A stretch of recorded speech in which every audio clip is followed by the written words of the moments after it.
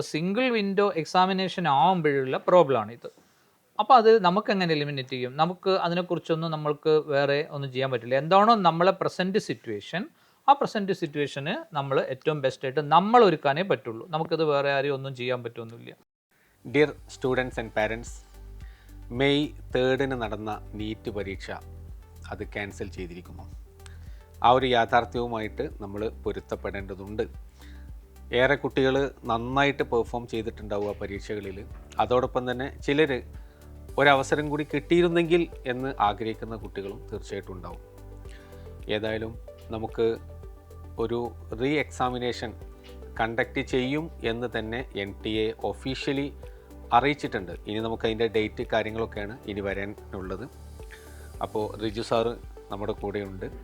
അപ്പോൾ ഈ വർഷം ഇനി ഈ റീ എക്സാമിനേഷന് പ്രിപ്പയർ ചെയ്യുന്ന സമയത്ത് നമ്മൾ എങ്ങനെയാണ് പ്രിപ്പറേഷൻ മുന്നോട്ട് കൊണ്ടുപോകേണ്ടത്, ആ കാര്യങ്ങളൊക്കെയാണ് നമ്മൾ ഈ ഒരു വീഡിയോയിൽ ഡിസ്കസ് ചെയ്യുന്നത്. അപ്പോൾ റിജു സാറെ, കുട്ടികൾ വല്ലാത്തൊരവസ്ഥയിലാണ്. ചില കുട്ടികൾക്കൊക്കെ അത്യാവശ്യം നന്നായിട്ട് സ്കോർ ചെയ്ത മക്കളൊക്കെ, കാരണം അവർ ഒരുപാട് വർഷമായിട്ട്, കാരണം ചിലരൊക്കെ 1 വർഷം റിപ്പീറ്റ് ചെയ്തതും 2 വർഷം റിപ്പീറ്റ് ചെയ്തതും അതിൽ കൂടുതൽ റിപ്പീറ്റ് ചെയ്തിട്ടൊക്കെ അവരെ ലക്ഷ്യത്തിലേക്ക് എത്തിയ മക്കളാണ് ഏറെ കുട്ടികളുണ്ടാവുക. അവരൊക്കെ ഒന്ന് ആശ്വസിച്ച് അവരുടെ പേരൻസും അവരുടെ ഒരു വിഷമം നമുക്ക് തീർച്ചയായിട്ടും മനസ്സിലാക്കാൻ പറ്റുന്നുണ്ട്. കാരണം എന്തൊരു പ്രഷറുള്ള അവസ്ഥയിലൂടെയാണ് അവർ കടന്നു പോയതെന്നും ഇപ്പോൾ ഈ ഒരു ന്യൂസ് കേൾക്കുന്ന സമയത്ത് നമുക്ക് ഏറെ വിഷമമുണ്ട് തീർച്ചയായിട്ടും അതിൽ. പക്ഷെ എന്താ ചെയ്യുക, നമുക്ക് അതിൻ്റെ കൂടെ നിൽക്കല്ലേ ചെയ്യാൻ പറ്റുള്ളൂ. അപ്പോൾ അവർ ഇനി എന്താ സാർ ചെയ്യുക? അപ്പോൾ ഒരു സാറൊരു സജഷൻ എന്താണ്? നമ്മൾ മക്കളുടെ പരീക്ഷ എഴുതിയ മക്കളെ സംബന്ധിച്ചിടത്തോളം ഏകദേശം 2 വർഷം 3 വർഷം 4 വർഷമൊക്കെ ഇതിന് വേണ്ടി മാത്രം മാറ്റി വെച്ച് തീർച്ചയായിട്ടും ഹോൾ ഹാർട്ടഡായിട്ട് ബാക്കി ഫാമിലി ഫങ്ഷൻസും വീട്ടിൽ പോകാതെയൊക്കെ ഇരുന്ന് ഒരു തപസ് പോലെ ഇരുന്ന് പഠിച്ച് വന്ന മക്കളാണ്. അപ്പോൾ സംഭവ സിറ്റുവേഷൻ അങ്ങനെയൊക്കെയായി. അത് ഓവർകം ചെയ്യാനുള്ള ഒരു മെൻ്റൽ ആറ്റിറ്റ്യൂഡാണ് മക്കൾക്ക് ഉണ്ടാവേണ്ടത്. കാരണം നമ്മളതായിട്ടല്ല കുറ്റങ്ങളല്ല അത്. മക്കളൊന്നും അതിലൊന്നും യാതൊരുവിധ, അതായത് കുട്ടികളുടെ ഭാഗത്തുള്ള ഒരു തെറ്റുകൊണ്ടല്ല ഇങ്ങനത്തെ ഒരു സംഭവം സംഭവിച്ചിരിക്കുന്നത്. നമ്മളതിൽ നമുക്കാണെങ്കിൽ സാറേ NTA അടച്ചാക്ഷേപിക്കാനും പറ്റൂല ഇതിൽ. ഇതിപ്പോൾ ഒരു NTA നമ്മൾ ഫുള്ളായിട്ട് കുറ്റപ്പെടുത്തുക എന്ന് പറയുന്നത് എന്താ ചെയ്യുക? അങ്ങനെയൊക്കെ സംഭവിച്ചു.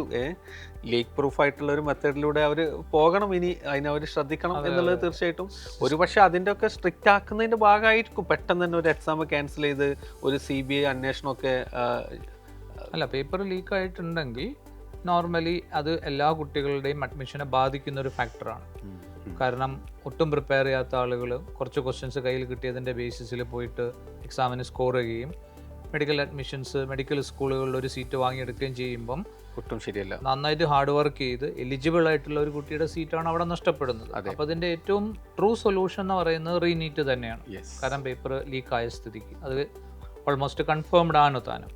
അപ്പോൾ ആ ഡിസിഷൻ എന്തായാലും കറക്റ്റാണ്. കാരണം അത് ഇല്ലെങ്കിൽ ഈ പരീക്ഷ എഴുതിയ നന്നായിട്ട് പ്രിപ്പയർ ചെയ്ത് പരീക്ഷ എഴുതിയ എല്ലാ മക്കളും ഒരേപോലെയാണ് അത് ബാധിക്കുക. അപ്പം റീനീറ്റ് വന്ന സ്ഥിതിക്ക് പിന്നെ നമ്മൾ റീനീറ്റിന് എങ്ങനെ ഒരുങ്ങണം എന്നുള്ളതാണ് നമ്മൾ ആദ്യമേ അതിനകത്ത് ചെയ്യേണ്ടത്. അതിൽ മക്കൾ ആദ്യം ചെയ്യേണ്ട ഒരു സംഭവം എന്താണെന്ന് വെച്ചിട്ടുണ്ടെങ്കിൽ അവരിത് മെൻ്റലി പ്രിപ്പയർഡ് ആവണം. റീനീറ്റ് വന്നിട്ടുണ്ട് എന്നുള്ള വസ്തുത മനസ്സുകൊണ്ട് അവർ അംഗീകരിക്കണം. കാരണം മക്കളുടെ പ്രശ്നം എന്താണെന്ന് വെച്ചിട്ടുണ്ടെങ്കിൽ നന്നായിട്ട് പഠിച്ചൊരുങ്ങി വന്ന മക്കൾ, നല്ല സ്കോറിങ്ങിലേക്ക് എത്തിയവർ വീണ്ടും ഒരു എക്സാമിനേഷൻ എഴുതുക എന്ന് പറയുമ്പോഴുള്ളൊരു മാനസികാവസ്ഥ എന്ന് പറഞ്ഞിട്ടുണ്ടെങ്കിൽ അത് കുട്ടികളുടെ മാനസികാവസ്ഥയിലൂടെ കടന്നുപോയ ഒരാൾക്ക് മാത്രമേ ആ ഒരു പത്തറ്റിക് സിറ്റുവേഷൻ കുറിച്ച് മനസ്സിലാവുള്ളൂ. അത് വല്ലാത്തൊരു സിറ്റുവേഷനാണ്. പക്ഷേ അത് സത്യമായിട്ടുള്ളൊരു അവസ്ഥയാണ് ഇപ്പോഴും. അത് നമ്മൾ മാനസികമായിട്ട് മെൻ്റലി നമ്മളത് അബ്സോർബ് ചെയ്യണം. ഇങ്ങനൊരു സംഭവം വന്നു കഴിഞ്ഞു എന്നുള്ളത് വസ്തുത നമ്മൾ അംഗീകരിച്ച് കഴിഞ്ഞാൽ പിന്നെ നമ്മുടെ മക്കൾ, പരീക്ഷ എഴുതിയ മക്കൾ ഏത് പർപ്പസിന് വേണ്ടിയിട്ടാണോ ഇത്രയും കാലം ഹോൾ ഹാർട്ടഡായിട്ട് ഒരുങ്ങിയത്, ആ ഒരു പോയിന്റും ആ ഒരു ചാലഞ്ചുമാണ് മനസ്സിലേക്ക് കൊണ്ടുവരേണ്ടത്. അത് സാറ് പറഞ്ഞെന്താണെന്ന് വെച്ച് കഴിഞ്ഞാൽ ഇത്രയും കാലം, കാരണം അതാ ഈ 3-ാം തീയതി വരെ നിങ്ങൾ എന്തിനാണോ നിലകൊണ്ടിട്ടുള്ളത് അതിലേക്ക് ഒരു തിരിച്ചുപോക്ക് അനിവാര്യമായ ഒരു സന്ദർഭമാണ്. വളരെ ക്ഷമയോടുകൂടി മക്കൾ മനസ്സിലാക്കേണ്ടത് നിങ്ങൾക്ക് 1-2 ആളുകൾക്ക് മാത്രമല്ല എല്ലാവർക്കുമാണ്. അപ്പോൾ അതുകൊണ്ട് എസ്പെഷ്യലി ആദ്യം നമുക്ക് പറയാനുള്ളത് ഒരു ഗവൺമെൻറ് സീറ്റൊക്കെ ഉറപ്പിച്ച് കുട്ടികളുണ്ടാവുമല്ലോ അവർക്ക് കിട്ടിയ അവരുടെ കാര്യത്തിലാണ് ഈ പറയുന്നത്. നിങ്ങൾ എത്രയും പെട്ടെന്ന് നിങ്ങൾക്ക് അത്രയും മാർക്ക് സ്കോർ ചെയ്യാൻ നിങ്ങൾക്ക് പറ്റിയല്ലോ, നിങ്ങൾക്ക് അതിനേക്കാൾ നല്ല മാർക്ക് തീർച്ചയായിട്ടും ഇനിയും സ്കോർ ചെയ്യാൻ പറ്റും. നിങ്ങൾ എന്തെങ്കിലും ഒരു ഭാഗ്യം കൊണ്ട് നിങ്ങൾക്ക് കിട്ടിയ മാർക്കല്ലത്, നിങ്ങൾ ശരിക്കും ഡിസർവിങ് ആയിട്ട് തന്നെയാണ് നിങ്ങൾക്ക് ആ മാർക്ക് കിട്ടിയിട്ടുള്ളത്. അതുകൊണ്ട് തന്നെ അടുത്തൊരു പരീക്ഷ വരുമ്പോൾ ഇത്തിരി സമയം കൂടി നിങ്ങൾക്ക് കിട്ടുകയാണ്, നിങ്ങൾ അതിഗംഭീരമായിട്ട് ആ എക്സാമിൽ പെർഫോം ചെയ്യും എന്നുള്ള കാര്യത്തിൽ ഞങ്ങൾക്ക് നല്ല ഉറപ്പുണ്ട്. അപ്പോൾ നിങ്ങൾ സാറ് പറഞ്ഞ പോലെ എത്രയും പെട്ടെന്ന് ഈ റീനീറ്റ് എന്ന ആശയം നിങ്ങൾ ഉൾക്കൊള്ളുക, അത് മനസ്സുകൊണ്ട് അംഗീകരിക്കുക, മെൻ്റലി അതിനെ നിങ്ങൾ പ്രിപ്പയർ ചെയ്യുക. നിങ്ങൾ അടിപൊളിയായിട്ട് തന്നെ നിങ്ങൾ ആ പരീക്ഷ പെർഫോം ചെയ്യും എന്ന കാര്യം ഉറപ്പാണ്. ഇതിൽ രണ്ടാമത്തെ ഒരു കാര്യം എന്താ ഉള്ളതെന്ന് വെച്ചാൽ ഇപ്പോൾ 3rd എക്സാം കഴിഞ്ഞു. ഇന്നിപ്പം 11 ഇരിക്കുന്നത്, 12 ഏകദേശം ഒരു 1 വീക്ക് ഗ്യാപ്പേ മക്കൾക്ക് വന്നിരിക്കുന്നത്. അപ്പോൾ ഒരു ഓണം ഹോളിഡേയ്സോ പെരുന്നാളിൻ്റെ ഹോളിഡേയ്സോ ക്രിസ്മസ് ഹോളിഡേയ്സോ മാതിരിയുള്ള ഒരു ഹോളിഡേ കഴിഞ്ഞിരിക്കുന്ന ഒരു ഗ്യാപ്പാണ് അവിടെ ഉള്ളത്. ചെറിയൊരു ബ്രേക്ക് കിട്ടിയെന്ന് വിചാരിച്ചാൽ മതി. ഇത് പ്രിപ്പയർ ചെയ്ത കുട്ടികളെ വളരെയധികം അഡ്വേഴ്സായിട്ട് എഫക്റ്റ് ചെയ്യുമായിരുന്നു. എപ്പോഴെന്ന് വെച്ചിട്ടുണ്ടെങ്കിൽ ഈ ഒരു വസ്തുത ഏകദേശം ഒരു ഗ്യാപ്പ് കൂടിയിട്ട് ഒരു 3 ആഴ്ച കഴിഞ്ഞിട്ടോ 1 മാസം കഴിഞ്ഞിട്ടോ ഈവൺ റിസൾട്ട് പബ്ലിഷ് ചെയ്ത് കഴിഞ്ഞിട്ടാണ് ഈ ഒരു സംഭവം പുറത്തു വരുന്നതെങ്കിൽ, ഈവൺ കൗൺസിലിങ്ങിന്റെ ടൈമിലാണ് ഈ സംഭവം പുറത്തു വരുന്നതെങ്കിൽ മക്കളൊന്ന് ആലോചിച്ച് നോക്കി, 1 മാസം 1.5 മാസം കൊണ്ട് നിങ്ങൾ പഠിച്ചിരിക്കുന്ന എല്ലാ സംഭവങ്ങളും ഓൾമോസ്റ്റ് വാനിഷ്ഡ് ആവും. അപ്പം ഇത് വേറൊരു രീതിയിൽ നോക്കിയിട്ടുണ്ടെങ്കിൽ ടൈമിൽ ഈ സാധനം പുറത്തു വന്നു, സംഭവം ലീക്കായി എന്നുള്ളത് വളരെ പത്തറ്റിക് ആയിട്ടുള്ളൊരു സംഭവം. പക്ഷെ അത് ടൈമിലി ഒരാഴ്ചത്തെ ഗ്യാപ്പിൽ ഇത് പുറത്തു വന്നതുകൊണ്ട് നമുക്ക് ഒന്ന് നന്നായിട്ട് ഒരുങ്ങി പ്രിപ്പയർ ചെയ്ത് സെറ്റ് ആക്കാനുള്ള സമയം, ഡീവിയേറ്റ് ചെയ്യാനുള്ള സമയം ശരിക്കും കിട്ടിയിട്ടില്ല. ഒരു റിലാക്സേഷൻ ഒരു സമയം നിങ്ങൾക്ക് കിട്ടിയിട്ടുണ്ട്, നമുക്ക് കിട്ടിയിട്ടുണ്ട്. പക്ഷെ പഠിച്ച വസ്തുതകൾ കംപ്ലീറ്റ് വാനിഷ് ചെയ്ത് പോകാനുള്ള സമയം ആയിട്ടില്ല, ടൈമിലേക്ക് അത് അങ്ങോട്ട് എത്തിയിട്ടില്ല. എന്നാലും ചില ചാപ്റ്റേഴ്സിലൊക്കെ ആയിട്ടുണ്ടാവും. അതുകൊണ്ടാണ് പറഞ്ഞത് ഇനി നമ്മൾ പറയുന്ന കാര്യങ്ങൾ മക്കൾ കൃത്യമായിട്ട് ശ്രദ്ധയോടുകൂടെ കേൾക്കണം. കാരണം ഈ ഒരാഴ്ചത്തെ ഗ്യാപ്പ് എന്ന് പറഞ്ഞാൽ നമ്മൾ അത്രയും കോമ്പറ്റൻ്റ് ആയിട്ടുള്ള ഒരു എക്സാമിനേഷന് വേണ്ടി ഒരുങ്ങുമ്പോൾ അതിൽ 2 ദിവസം 3 ദിവസം 4 ദിവസമൊക്കെ നമ്മൾ പ്രിപ്പയർ ചെയ്യാതിരിക്കുക എന്ന് പറഞ്ഞാൽ തന്നെ ഏകദേശം കുറച്ച് നമ്മൾ പുറകോട്ട് പോകുന്നു, ഡീവിയേഷൻ വരും, കുറച്ച് പുറകോട്ട് പോകും. പക്ഷേ ഒരാഴ്ചത്തെ ഗ്യാപ്പ് കൊണ്ട് നമുക്കത് ഓവർകം ചെയ്തെടുക്കാൻ പറ്റുന്ന സംഭവങ്ങൾ മക്കൾ ഉള്ളിടാം. പക്ഷെ ഇതിൽ ഏറ്റവും വലിയ പരമപ്രധാനമായിട്ടുള്ള വസ്തുത എന്താണെന്ന് വെച്ചിട്ടുണ്ടെങ്കിൽ ഈ സംഭവം റീനീറ്റ് വരുന്നു എന്നുള്ളത് അല്ലെങ്കിൽ വന്നു എന്നുള്ളത് ഇവർ മെൻ്റലി അത് അബ്സോർബ് ചെയ്ത് ചെയ്യണം. സാർ, എനിക്ക് അവിടെ ചോദിക്കാനുള്ള കാര്യം എന്താണെന്ന് വെച്ചാൽ ഇപ്പോൾ നമ്മൾ നമ്മുടെ കുട്ടികൾ തീർച്ചയായിട്ടും ഈ എക്സാമിലെ പെർഫോമൻസ് വൈസ് നോക്കുകയാണെങ്കിൽ പല കുട്ടികളും പല സെഗ്മെൻറ്റുകളിലായിരിക്കുമല്ലോ ഉണ്ടാവുക. അപ്പോൾ അതിലൊരു ടോപ്പ് ലെയറിനെ കുറിച്ചിട്ട്, അതായത് ഓൾറെഡി ഒരു ഗവൺമെൻറ് സീറ്റൊക്കെ ഓൾറെഡി കൺഫേം ആക്കാൻ മാത്രം മാർക്ക് കിട്ടിയ കുട്ടികളുണ്ടല്ലോ, അവർ ഈ ഒരു പീരീഡിലുള്ള അവരുടെ ഒരു പ്രിപ്പറേഷൻ എങ്ങനെയാണ് വേണ്ടത്? ഗവൺമെൻറ് മെറിറ്റ് സീറ്റിലേക്ക് വരിക എന്ന് പറഞ്ഞാൽ ഏകദേശം ഒരു 600 എബവ്, ഒരു 630 അല്ലെങ്കിൽ ആ ഒരു റേഞ്ചിലേക്കാണ് ആ ഒരു ഇതിൽ വരുന്നത്. അപ്പോൾ അവർക്ക് ഏകദേശം ഒരാഴ്ചത്തെ മിസ്സിംഗ് ആണ് വന്നിരിക്കുന്നത്. അവർ ഏകദേശം ഓൾമോസ്റ്റ് എല്ലാ ചാപ്റ്റേഴ്സും ഏറ്റവും ബെറ്റർ ആയിട്ട് തന്നെ കവർ ചെയ്ത് കഴിഞ്ഞിട്ടുണ്ടോ. അപ്പോൾ അവരെ സംബന്ധിച്ചിടത്തോളം കഴിഞ്ഞ മെയ് 3 എവിടെയാണോ അവർ ചെയ്ത് നിർത്തിയത് അതിൻ്റെ കണ്ടിന്യൂഷനാണ് അവർ അഡോപ്റ്റ് ചെയ്യേണ്ടത്. അതായത് അവരിനി ഒരുപാട് ക്ലാസ്സുകൾ കാണുകയോ അതിൻ്റെ ഒന്നും ആവശ്യമില്ല. അവർ മോക്ക് എക്സാംസിൽ ഫോക്കസ് ചെയ്യുക. ഏതെങ്കിലും മിസ്സിംഗ് എലിമെന്റ്സ് ഒക്കെ ഉണ്ടെങ്കിൽ ഐഡന്റിഫൈ ചെയ്തിട്ടുണ്ടെങ്കിൽ അതൊന്ന് സ്ട്രെസ് ചെയ്യുക, കൂടുതൽ എക്സാമുകൾ എഴുതിക്കൊണ്ടേയിരിക്കുക, അല്ലേ സാറേ? ഓക്കെ. അത് ഇനി ഏതെങ്കിലും ചാപ്റ്റർ ഇപ്പോൾ ഒരാഴ്ചത്തെ ഗ്യാപ്പിൽ ഏതെങ്കിലും ചാപ്റ്റർ അങ്ങ് ടച്ച് വിട്ട് പോയി എന്നുള്ളൊരു ഫീലിംഗ് ഒക്കെ മക്കൾക്ക് കിട്ടും. എപ്പോഴാന്ന് വെച്ചിട്ടുണ്ടെങ്കിൽ ഈ എക്സാമിനേഷൻ എഴുതുമ്പോൾ അവർക്ക് ആ ഫീലിംഗ് വരും, അയ്യോ അത് മനസ്സിലേക്ക് വന്നില്ലല്ലോ, ഇത് മനസ്സിലേക്ക് വന്നില്ലല്ലോ. അപ്പൊ അങ്ങനത്തെ ചില സംഭവങ്ങൾ മാത്രമേ അവിടെ സപ്പോർട്ടിംഗ് എലിമെന്റ്സ് ആയിട്ട് കൊണ്ടുവരും, സപ്ലിമെന്റ് ചെയ്യാനുള്ള. സാറ് പറഞ്ഞ മാതിരി തന്നെയാണ്. ഓക്കെ. ഈ സാർ അതിന്റെ വേറെ അടുത്തൊരു കാറ്റഗറി എന്ന് പറഞ്ഞാൽ എന്തായിരിക്കും അറിയാം?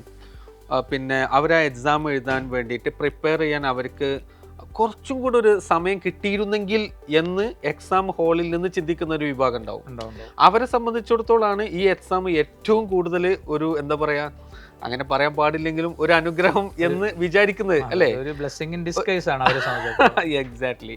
അപ്പോൾ അവരെ സംബന്ധിച്ചിടത്തോളം എന്താണെന്ന് വെച്ചാൽ കുറച്ച് സമയം കൂടി കിട്ടിയിരുന്നെങ്കിൽ എനിക്ക് ഗംഭീരമായിട്ട് എക്സാമിൽ പെർഫോം ചെയ്യാമായിരുന്നു എന്ന് ആഗ്രഹിക്കുന്ന ഒരു വിഭാഗം കുട്ടികളുണ്ടാവും. അല്ലെങ്കിൽ ജസ്റ്റ് ഒരു ഗവൺമെന്റ് സീറ്റ് മിസ്സായി എന്നുള്ള ഫീലുള്ള ബ്രിമ്മിലെത്തിയിട്ടുള്ള കുട്ടികൾ അവരുടെ സെൽഫ് ഫിനാൻസിംഗിന്റെ ഒക്കെ മെറിറ്റ് സീറ്റ് കിട്ടുകയും ചെയ്യും. അതെ അതെ, ഗവൺമെന്റ് മെറിറ്റ് സീറ്റിലേക്ക് ഇട്ട് വന്നിട്ടുമില്ല.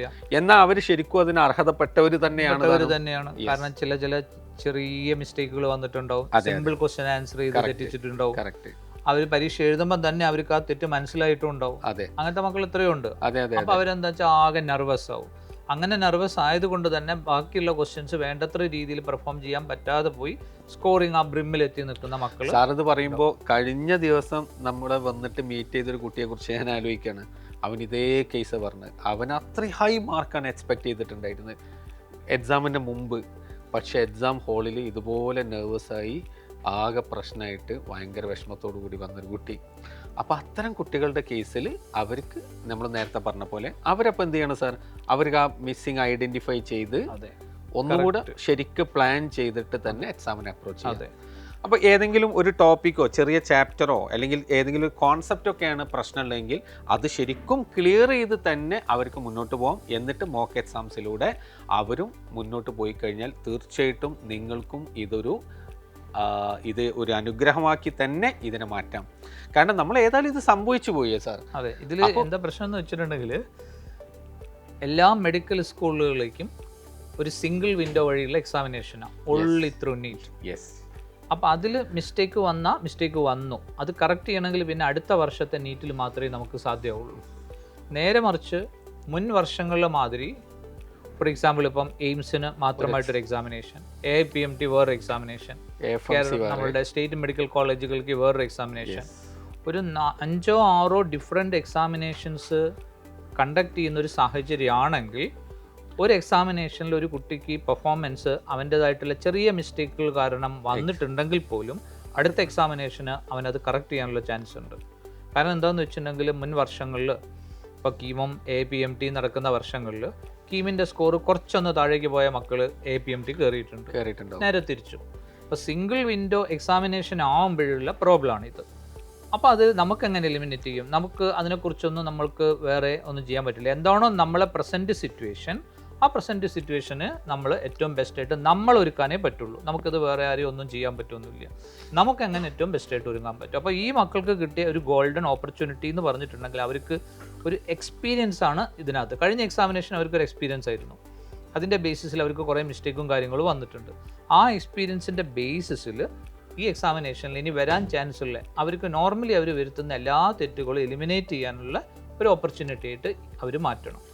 അത് സാധാരണ സാറ് പറഞ്ഞപ്പോഴാണ് ഞാൻ ആലോചിച്ചത്. സാധാരണ ഇതിൽ ഒരു 1 ഇയർ കഴിഞ്ഞിട്ടാണല്ലോ ആ എക്സ്പീരിയൻസിലുള്ള അന്നത്തെ മിസ്സിംഗ് ഒക്കെ റെക്ടിഫൈ ചെയ്യാനുള്ള ഒരു ചാൻസ് ഉള്ളത്. ഇത്രയും ഷോർട്ട് പീരീഡിൽ അടുത്തൊരു എക്സാം വരുന്ന സമയത്ത് നമുക്ക് വളരെ പോസിറ്റീവായിട്ട് തന്നെ അതെടുക്കാം. കാരണം അന്ന് ആ എക്സാമിൽ സംഭവിച്ചു പോയിട്ടുള്ള മിസ്സിങ്ങുകളൊക്കെ വളരെ പെട്ടെന്ന് തന്നെ റെക്ടിഫൈ ചെയ്ത് നിങ്ങളുടെ ബെസ്റ്റ് നിങ്ങൾക്ക് പുറത്തെടുക്കാൻ പറ്റുന്ന നല്ലൊരു സന്ദർഭമായിട്ട് തന്നെ മക്കൾ ഇതിനെ കാണണം. അപ്പോൾ അത്ര മക്കൾ എന്ത് ചെയ്യേണ്ടി വരുമെന്ന് വെച്ചിട്ടുണ്ടെങ്കിൽ അവർക്ക് ചില ചാപ്റ്റേഴ്സ് അവർക്ക് പഠിച്ച് സ്ട്രെങ്തൻ ചെയ്ത് എത്തിക്കാനുണ്ടാവും. അത് കോൺസെപ്റ്റ്സ് ഒന്ന് നോക്കുക, പിന്നെ do maximum number of questions. അതേപോലെ തന്നെ മോക്ക് ടെസ്റ്റുകളും അവർ ചാപ്റ്റർ വൈസ് മോക്ക് ടെസ്റ്റുകൾ കോൺസെൻട്രേറ്റ് ചെയ്യേണ്ടതായിട്ട് വരും. പിന്നെ ഹോൾ മോക്ക് ടെസ്റ്റുകളും അവർ കോൺസെൻട്രേറ്റ് ചെയ്യേണ്ടി വരും. ആ രീതിയിലാണ് അവർ ഈ ഒരു മാസത്തെ അല്ലെങ്കിൽ 1.5 മാസത്തെ സംഭവങ്ങൾ പ്രിപ്പയർ ചെയ്യേണ്ടത്. സാറേ, ഇനി മറ്റൊരു ഗ്രൂപ്പ് എന്ന് പറഞ്ഞത് ഒരു 400 മാർക്കിൻ്റെ റേഞ്ചിലൊക്കെ കിട്ടിയിട്ട് എന്തായാലും ഒരു ഗവൺമെൻറ് സീറ്റ് കിട്ടില്ല എന്ന് ഉറപ്പിച്ച ഒരു വലിയൊരു വിഭാഗം കുട്ടികളും തീർച്ചയായിട്ടും ഇതിലുണ്ടാവും. അവർക്കും ഇത് തീർച്ചയായിട്ടും നല്ലൊരു അവസരമായിട്ട് എടുക്കാവുന്നതാണ്. തീർച്ചയായിട്ടും. കാരണം 400 കിട്ടിയ ഒരാൾക്ക് ഒരു 650+ കിട്ടൂല എന്നൊന്നുമില്ല.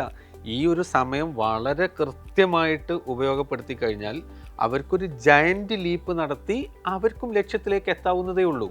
ഇനി അവരെങ്ങനെ ഇൻപുട്ട് കൊടുക്കുന്നതനുസരിച്ചിരിക്കും. യെസ്. ഹോൾ ഹാർട്ടഡ് ആയിട്ട് ഒരു മാസം എത്രയാണോ സമയം അവൈലബിൾ എന്ന് വെച്ചാൽ അതിനനുസരിച്ചിട്ട് പ്രിപ്പയർ ചെയ്ത് നമ്മൾ പറയും മരിച്ച് പ്രിപ്പയർ ചെയ്യുക എന്നുള്ളത്. വേറെ ഒന്നും നോക്കണ്ട, ഇങ്ങനെയൊക്കെയായി ഇനി അങ്ങോട്ട് മരിച്ച് പ്രിപ്പയർ ചെയ്യുക. ആ ഒരു സെൻസിൽ വരുവാണെങ്കിൽ അവർക്കും കുഴപ്പമില്ല. അതിൽ തന്നെ കുറച്ച് മക്കൾ സെൽഫ് ഫിനാൻസിങ്ങിന്റെ സീറ്റ് നോക്കുന്ന മക്കളും ഉണ്ടാവും.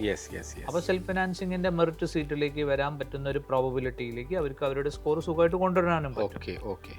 എസ്പെഷ്യലി സാർ ഈ വർഷം +2 കഴിഞ്ഞ കുട്ടികളുണ്ടല്ലോ, അവർക്കാണ് ഇതിൽ ഏറ്റവും കൂടുതൽ സാധ്യത എന്നാണ് എനിക്ക് തോന്നുന്നത്. കാരണം അവർക്ക് നല്ല നോളജും ബ്രില്യൻസും ഒക്കെ ഉള്ള മക്കളായിരിക്കും. അവർക്ക് സമയത്തിന്റെ കുറവ് മാത്രമായിരിക്കും അവർക്കൊരു വില്ലനായിട്ട് പലപ്പോഴും വന്നിട്ടുള്ളത്. അവർക്ക് തീർച്ചയായിട്ടും ഈ സമയം നന്നായിട്ട് ഉപയോഗപ്പെടുത്തി കഴിഞ്ഞാൽ എന്താ പറയുക, ഞെട്ടിക്കുന്ന സാറ് പറഞ്ഞ പോലെ ഒരു അങ്ങനത്തെ ഒരു റിസൾട്ടിലേക്ക് എത്താനുള്ള അവസരം നിങ്ങൾക്കുമുണ്ട്. കാരണം ആ ബോർഡ് കഴിഞ്ഞ് വന്ന് പിന്നെ ഏകദേശം ഒരു മാസത്തിനടുത്ത്, കഷ്ടിച്ചൊരു മാസത്തിനടുത്ത് അവർക്ക് ആ പ്രിപ്പറേഷന് കിട്ടിയിട്ടുള്ളൂ. അതിനിടയിൽ ഫസ്റ്റ് ഇയർ നോക്കണം, സെക്കൻഡ് ഇയർ കുഴപ്പമില്ലാതെ അവരുടെ കയ്യിലുണ്ടാവും, പക്ഷേ ഫസ്റ്റ് ഇയർ വേണ്ടത്ര രീതിയിൽ എത്തിയിട്ടുണ്ടാവും.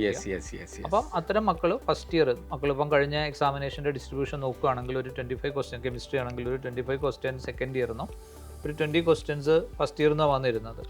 അപ്പോൾ ഏകദേശം അങ്ങനെ തന്നെ സാറേ 26 ആണെന്ന് തോന്നുന്നു +2 ചോദിച്ചിട്ടുള്ളത്. അപ്പോൾ ഏകദേശം ഡിസ്ട്രിബ്യൂഷൻ 50-50 തന്നെയാണ്. അതെ. അപ്പം ഫസ്റ്റ് ഇയർ കുറച്ചുകൂടെ നന്നായിട്ട് പ്രിപ്പയർ ചെയ്ത് ഒരുങ്ങാനുള്ള സമയം കിട്ടി. പിന്നെ അത് ഒരു ചാപ്റ്റർ പ്രിപ്പയർ ചെയ്യുമ്പോൾ എങ്ങനെയാന്ന് വെച്ചിട്ടുണ്ടെങ്കിൽ അത് വളരെ ഇമ്പോർട്ടൻ്റ് ആണ്. ആ ചാപ്റ്റർ പ്രിപ്പയർ ചെയ്യുമ്പോൾ അത് ആ ചാപ്റ്ററിന് ഏറ്റവും കൂടുതൽ ചോദിക്കാൻ പോസിബിലിറ്റി ഉള്ള ക്വസ്റ്റ്യൻസിൻ്റെ ഒരു സ്പെക്ട്രം കണ്ടെത്തി പ്രിപ്പയർ ചെയ്യുക എന്നുള്ളതാണ് ഇതിനകത്ത് ഏറ്റവും ഇമ്പോർട്ടൻ്റ് ആയിട്ടുള്ള ഒരു ഫാക്ടർ. എല്ലാം കൂടെ വാരി വലിച്ച് പ്രിപ്പയർ ചെയ്യുക എന്നുള്ളതല്ല, no your exam first. Exam എന്താണെന്നുള്ളത് കൃത്യമായിട്ട് മനസ്സിലാക്കിക്കൊണ്ട് അതിനുള്ളൊരു പ്രിപ്പറേഷനിലേക്ക് പോവുകയാണെങ്കിൽ സമയത്തിന് ഏറ്റവും ഇഫക്റ്റീവ്ലി നിങ്ങൾ ഉപയോഗിക്കാൻ റെഡി ആണെങ്കിൽ യു ക്യാൻ.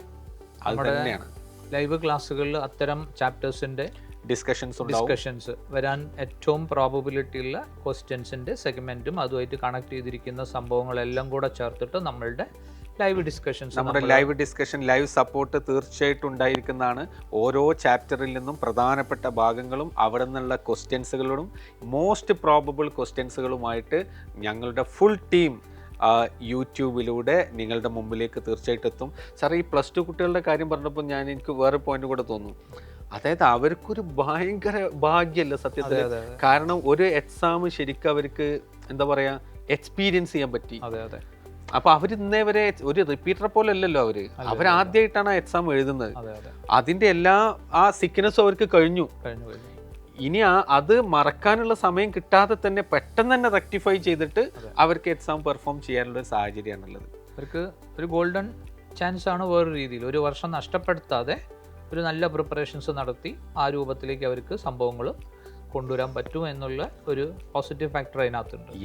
ഇതിനോടൊപ്പം തന്നെ നിൽക്കുമ്പോൾ ഏറ്റവും സങ്കടകരമായിട്ടുള്ള വസ്തുത എന്താണെന്ന് വെച്ചിട്ടുണ്ടെങ്കിൽ ഇപ്പോൾ ഒരു 700 ക്രോസ് ചെയ്ത് 720, 710, 715 നിൽക്കുന്ന മക്കൾ അവരുടെ ഒരു പെർഫോമൻസ് ലെവല് അവരെ സംബന്ധിച്ചിടത്തോളം അവർക്ക് ആ എക്സാമിനേഷൻ്റെ അന്ന് ആ സമയത്ത് നടന്ന പെർഫോമൻസ് ഹാപ്പൻ ചെയ്ത പെർഫോമൻസ് അവർക്ക് ഈ ഒരു എക്സാമിനേഷനിൽ പ്രൊഡ്യൂസ് ചെയ്യാൻ അവർക്ക് പറ്റുന്ന രീതിയിലേക്കുള്ള ആ ഒരു പോസിറ്റീവ് തോട്ട് കൊണ്ടാണ് അവർ ആദ്യം അവരുടെ മനസ്സിനെ ഫില്ല് ചെയ്യേണ്ടത്. അതെ. ഇനി ഒരിക്കലും ഞാൻ എഴുതിയാൽ എനിക്ക് ഈ മാർക്ക് കിട്ടില്ല, അത്തരം തോട്ടൊക്കെ മനസ്സിൽ നിന്ന് ഒഴിവാക്കണം. നിങ്ങൾ അതിലേറെ നിങ്ങൾക്ക് കിട്ടും. അല്ലെങ്കിൽ ഞാനൊരു സ്റ്റേബിൾ പെർഫോമർ ആണ് എന്ന് നിങ്ങൾക്ക് ഉറക്കെ വിളിച്ചു പറയാനുള്ള ഒരു അവസരമായിട്ട് നിങ്ങൾ ഇതിനെ കണക്കാക്കുക. അതെ, സാറ് പറഞ്ഞാണ് അതിൽ കറക്റ്റ് പോയിന്റ്. സ്റ്റേബിൾ പെർഫോമർ ഇതെനിക്ക് എന്തോ ലക്ക് കൊണ്ട് കിട്ടിയതാണ് എന്നുള്ള ഒരു സംഭവമല്ല. ഞാൻ അന്ന് എഴുതിയപ്പം എനിക്ക് ഈ സ്കോറിങ്ങിലേക്ക് വന്നു. So I am capable of doing that one.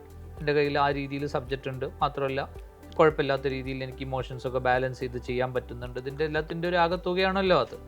അപ്പോൾ അങ്ങനെ വരുമ്പോൾ ഏത് ടൈപ്പ് എക്സാമിനേഷൻസ് ഏത് എൻവയൺമെൻറ്റിൽ ഏത് കാലഘട്ടത്തിൽ നടന്നാലും യെസ് ഞാൻ അതിന് സിമിലർ ആയിട്ടുള്ള ബെസ്റ്റ് പെർഫോമൻസ് എൻ്റെ ഭാഗത്തുനിന്ന് ഉണ്ടാവും എന്നുള്ള ആ ഒരു പോസിറ്റീവ് തിങ്കിങ്ങും അതിനുള്ള പ്രാർത്ഥനകളുമാണ് നിങ്ങളുടെ ഭാഗത്തുനിന്ന് ഉണ്ടാവേണ്ടത്. യെസ് സാറേ, നമുക്ക് ഇവരെ സപ്പോർട്ട് ചെയ്യാൻ വേണ്ടിയിട്ട് നമുക്ക് ഓഫ്ലൈനിൽ തന്നെ മോക്ക് എക്സാമിനേഷൻസ് നമ്മൾ അവൈലബിൾ ആക്കുന്നു. നമ്മുടെ ഫ്യൂച്ചറിൻ്റെ എല്ലാ സെൻറ്ററുകളിലും സെൻറ്ററുകൾ നിൽക്കുന്ന ഡിസ്ട്രിക്റ്റുകളിലും നമുക്ക് എന്തായാലും അവർക്കത് കൊടുക്കാൻ പറ്റും. ബാക്കി നമ്മുടെ ഡേറ്റ് കാര്യങ്ങളൊക്കെ വരുന്നതനുസരിച്ച് ബാക്കി നമുക്ക് വ്യാപിപ്പിക്കാനും അത് തീർച്ചയായിട്ടും കഴിയും. നിലവിൽ തന്നെ നമുക്ക് കോഴിക്കോട്, തൃശ്ശൂർ, എറണാകുളം, കൊല്ലം, ദെൻ ട്രിവാൻഡ്രം ഈ സ്ഥലങ്ങളിലൊക്കെ എല്ലാ കുട്ടികൾക്കും ഫ്രീ ആയി മോക്ക് എക്സാം ഓഫ്ലൈനായി എഴുതാനുള്ള സകല സൗകര്യങ്ങളും ചെയ്യുന്നുണ്ട്. മക്കളതിന് രജിസ്റ്റർ ചെയ്യുക. എന്നിട്ട് മാക്സിമം എക്സാം എഴുതുക.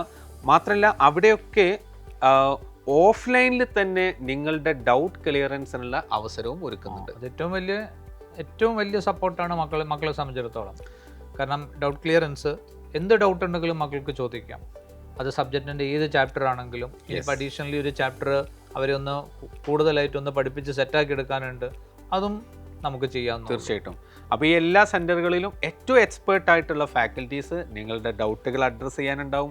നിങ്ങൾക്ക് ഏതെങ്കിലും ഒരു പർട്ടിക്കുലർ ഭാഗത്ത് എന്തെങ്കിലും കൺഫ്യൂഷനോ കാര്യങ്ങളോ ഉണ്ടെങ്കിൽ അത് നിങ്ങൾക്ക് ക്ലാരിറ്റി വരുത്തി ഏറ്റവും കോൺഫിഡൻ്റായി റീനീറ്റ് എക്സാമിനെ ഫേസ് ചെയ്യാൻ ഞങ്ങൾ ഓരോരുത്തരും നിങ്ങളെ സജ്ജരാക്കാൻ റെഡിയാണ് എന്നുകൂടെ നിങ്ങളെ ഈ ഒരു അവസരത്തിൽ ഓർമ്മിപ്പിക്കുകയാണ്. നമുക്ക് ഓൺലൈൻ എക്സാമിനേഷൻസിൻ്റെ പ്രൊവിഷൻ ഉണ്ട്. നിങ്ങൾ ഓൺലൈൻ എക്സാമിന്, കാരണം ഇപ്പോൾ ചിലർ എക്സാം സെൻറ്ററൊക്കെ വളരെ ദൂരെയാണ്, ഞങ്ങൾ ഓൺലൈനിൽ എക്സാം എഴുതാനാണ് താല്പര്യപ്പെടുന്നത് എങ്കിൽ നിങ്ങൾക്ക് ഓൺലൈനിലും എക്സാം എഴുതാം. അപ്പോൾ നിങ്ങൾ അതിന് വേണ്ടിയിട്ട് നിങ്ങൾ രജിസ്റ്റർ ചെയ്യുക. അപ്പോൾ നിങ്ങൾക്ക് ഓൺലൈനിൽ ഫ്യൂച്ചറിൻ്റെ ആപ്പ് ത്രൂ നിങ്ങൾക്ക് എക്സാം എഴുതാനുള്ള പ്രൊവിഷനും ഞങ്ങൾ ഒരുക്കുന്നുണ്ട്. പിന്നെ ഈ ഓരോ എക്സാമിനേഷൻ്റെയും ഡിസ്കഷന് നിങ്ങൾക്ക് അവൈലബിൾ ആയിരിക്കും. അത് പിന്നെ നമ്മുടെ യൂട്യൂബ് ചാനലിലൂടെ നമ്മൾ അതിൻ്റെ ഡിസ്കഷൻസ് ഒക്കെ നടത്തും. അപ്പോൾ നിങ്ങൾക്ക് അവിടെയും നിങ്ങൾക്ക് ക്ലാരിറ്റി വരുത്താൻ, കാരണം ചില കുട്ടികൾക്കൊക്കെ സാറേ അത് മതിയാവില്ല, നേരിട്ട് ഫേസ് ടു ഫേസ് തന്നെ നടത്തണമെന്നുണ്ടെങ്കിൽ അതിനാണ് നമ്മൾ നേരത്തെ പറഞ്ഞ പോലെ നമ്മുടെ എക്സാമിനേഷൻ എന്തുകൊണ്ടും ബെറ്റർ ആണ്. കാരണം എന്താ വെച്ചാൽ ഇവരുടെ എക്സാമിനേഷൻ CBT അല്ല, ഓഫ്ലൈൻ ആണ്. അതെ, OMR പെൻ ആൻഡ് പേപ്പർ എക്സാമിനേഷനാണ്. മക്കൾ ഇതിൽ പ്രത്യേകം ശ്രദ്ധിക്കേണ്ട ഒരു ഫാക്ടർ എന്താണെന്ന് വെച്ചിട്ടുണ്ടെങ്കിൽ, എപ്പോഴും ഈ ഒരു examination pattern pen and paper ആയതുകൊണ്ട് നിങ്ങൾ പെൻ ആൻഡ് പേപ്പർ എക്സാമിനേഷൻസ് തന്നെ അഡോപ്റ്റ് ചെയ്യുന്നതാണ് ഏറ്റവും ബെസ്റ്റ് മെത്തേഡ്. കാരണം എന്താണെന്ന് വെച്ചിട്ടുണ്ടെങ്കിൽ നിങ്ങൾക്കറിയാമല്ലോ, OMR ഫില്ലിങ്ങിന് ഒരു സെറ്റിന് എമൗണ്ട് ടൈം അതിനകത്ത് പോകും. അപ്പം 180 ക്വസ്റ്റ്യൻസിൻ്റെ OMR ഫില്ല് ചെയ്ത് വരുമ്പോൾ തന്നെ ഇപ്പം നിങ്ങൾക്ക് അത്യാവശ്യം നല്ല സ്പീഡിലാണ് അവരത് ഷെയ്ഡ് ചെയ്ത് വിടുന്നത്. അതെ, പെൻ ആൻഡ് പേപ്പർ എക്സാമിനേഷൻസ് ആണ് നിങ്ങൾ അഡോപ്റ്റ് ചെയ്യുന്നതെങ്കിൽ നിങ്ങൾക്ക് ആ OMR ഷെയ്ഡിങ്ങിൻ്റെ സ്പീഡിൽ ഒരിക്കലും കുറവ് വരില്ല. പഴയ ആ സ്പീഡ് അല്ലെങ്കിൽ അതിനേക്കാളും ബെറ്റർ ആയിട്ടുള്ള സ്പീഡിൽ നിങ്ങൾക്കത് പെർഫോം ചെയ്യാൻ പറ്റും. കാരണം അത് വലിയൊരു ഫാക്ടറാണ്, മക്കൾക്കറിയാമല്ലോ. ഓക്കെ, അപ്പോൾ നിങ്ങൾ ഒരു ഓഫ്ലൈൻ എക്സാം പ്രാക്ടീസിൻ്റെ ഇമ്പോർട്ടൻസ് ആണ് സാറ് പറഞ്ഞിട്ടുള്ളത്. മാക്സിമം ആ കാര്യങ്ങളൊക്കെ നിങ്ങൾ ഉപയോഗപ്പെടുത്താൻ ശ്രദ്ധിക്കുക. കാരണം സാറേ, ഇത്തവണത്തെ എക്സാം കഴിഞ്ഞതിന് ശേഷം ഒരു കുട്ടി വിളിച്ച് പറഞ്ഞ ഓർമ്മയുണ്ട്, ആ കുട്ടി സ്റ്റാർട്ടിങ്ങിൽ തന്നെ റോൾ നമ്പർ എങ്ങാനും ബബിൾ ചെയ്യുന്നിടത്ത് എന്തോ ഒരു മിസ്റ്റേക്ക് വരുത്തി. എന്നിട്ട് OMR മാറ്റിത്തരാം എന്ന് കുറേ സമയം ഇൻവിജിലേറ്റർ പറഞ്ഞു. അവസാന ഘട്ടത്തിൽ കുഴപ്പമില്ല, അത് ഞങ്ങൾ മാനേജ് ചെയ്തോളാം എന്ന് പറഞ്ഞു. അതോടുകൂടി തന്നെ ഞാൻ ആകെ ഡൗൺ ആയി എന്നൊക്കെ പറഞ്ഞു. അപ്പോൾ ഇതൊക്കെ എത്രത്തോളം എക്സാമുകൾ നമ്മൾ എഴുതുന്നോ അതിനനുസരിച്ചിട്ട് തന്നെയാണ് പെർഫെക്ഷൻ വരിക. Only practice make perfect. അപ്പോൾ ആ കാര്യങ്ങളൊക്കെ റെഡിയാക്കി നമുക്ക് അടുത്ത എക്സാമിനേഷന് പോവേണ്ടതുണ്ട്. അപ്പോൾ മക്കൾക്ക് എല്ലാവർക്കും നന്നായിട്ട് അടുത്ത റീനീറ്റ് ഗംഭീരമായിട്ട് പെർഫോം ചെയ്യാൻ കഴിയട്ടെ എന്ന് ആത്മാർത്ഥമായിട്ട് ആശംസിക്കുന്നു. All the very best.